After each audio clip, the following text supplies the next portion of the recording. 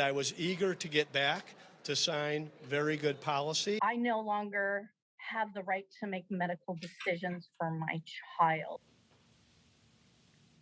Last week, Governor Doug Ducey signed into law bills targeting transgender and abortion rights, inserting Arizona into the culture wars consuming the Republican Party. Here's a quick glance at the new laws, or soon-to-be laws. A ban on abortions after 15 weeks of pregnancy. That legislation is unconstitutional based on past U.S. Supreme Court rulings and the legislators' own lawyers. But a pending case before the High Court on a similar Mississippi law could legalize the new restriction on abortion as soon as the end of June. Arizona is also banning gender reassignment surgery for minors who are transgender. The U.S. Justice Department warned states late last week that the ban might be unconstitutional. And transgender girls and young women won't be allowed to play on female school sports teams. So what's the real-world impact of the legislation, and how will voters respond in November? Joining us are Chris Love. She's an attorney and board chair for Planned Parenthood Advocates of Arizona. That's the political advocacy arm of Planned Parenthood. Also with us, Tyler Montague, a longtime Republican activist. Welcome back to Square Off. Thanks for having me. Great to see you both in studio. We're back here. I want to share a quote from arch social conservative Kathy Herod of the Center for Arizona Policy. I believe you both know her. These bills, she said, are, quote, much needed legislation that addresses the critical issues of our culture today. Tyler, what's going on in our politics, in our world right now that makes these bills critical issues? Well, I think it's a shift in the Republican Party to where these culture war issues have floated to the top. It's less about free trade and tax policy, and you're seeing people focus on these things. And you know, the nature of culture war fights is that they're usually based off of very rare occurrences, but we get all worked up about them. You know, I feel like I do want to make space for folks who have a good faith concern about these bills. This world is changing so fast, and these are things you never could have imagined even 10 or 20 years ago. You know what I'm saying? That's right. Gender reassignment surgery for kids. But here's the thing. I think probably most normal people would wait until the kids are older to make that kind of decision. I don't know how often this is occurring, and that we needed a bill for this.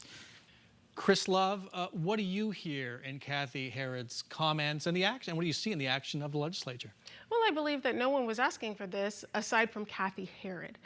Certainly not Arizona voters. We know that 7 in 10 Arizona voters believe that medical decisions, whether or not to terminate a pregnancy or keep a pregnancy, should be between that person and their trained medical provider, not politicians. So I see that this bill, the abortion bill especially, is a bill in search of a problem right now.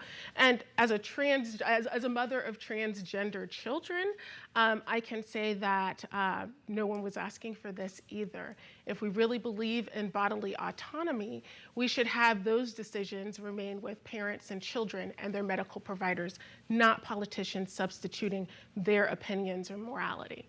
And right now it seems the decision is going to be up to a court in one of those cases. You know, at a news conference last week, the governor twice refused to say whether transgender people actually exist. That's according to Bob Christie of the Associated Press, who reported that. Tyler, what does that dodge say to you? That he probably hates this issue and wishes he weren't talking about it. That's my guess. And is concerned about a Super Bowl maybe leaving? I think he understands the politics of this. That's right. Right? Yeah, and he's involved in the politics of this. He wants a political future, and that's what that's the horse he rode in on, is with this group, and so he has to deal with it. And but I think he wishes he weren't dealing with it. Yeah, and let's not forget the governor is also the chair of the Republican Governors Association, whose job is helping to get other governors elected, and other governors are passing this kind of legislation. Let's turn to the new abortion restriction. Governor Ducey, he signed every anti-abortion bill that's come before him in his 7 years in office, so this shouldn't be a surprise. But we're getting awfully close to the point, Chris Love, where the U.S. Supreme Court might strike down Roe versus Wade or rule this kind of legislation constitutional, what would be the impact of ruling this constitutional and letting this take effect?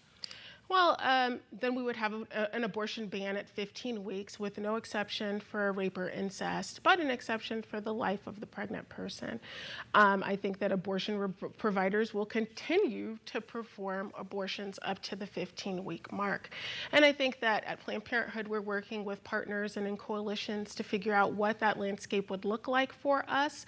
And for folks that who will need abortions after the 15 weeks, we'll have to refer them outside of the state. But I want to be clear that any ban is a bad ban. These bans don't stop people from needing and wanting abortions. Abortions will continue to exist and happen in this state. When you look at these bills, Tyler, and look ahead to November, will the fight be over abortion, transgender kids, or something else?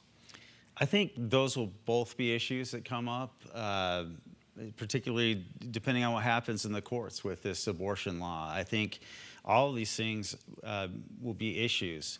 And in swing districts, maybe they aren't good issues for Republicans. It depends on how that unfolds. Abortion, a tough issue. Abortion's a tough issue. I think most people would want to have an exception for rape. I think that's, so when they pass something that doesn't include that, I think that that's a difficult election issue. Chris Love? Oh, I absolutely agree it's a losing issue for Republicans. I think the challenge for Democrats is making sure that we turn folks out, number one, because we have the lowest voter lowest voter registration in the state, but also making sure that we're connecting the abortion issue to other issues that are important to Democrats and driving them to the polls. And I think that what the SCOTUS does will really be a determinant in the November election.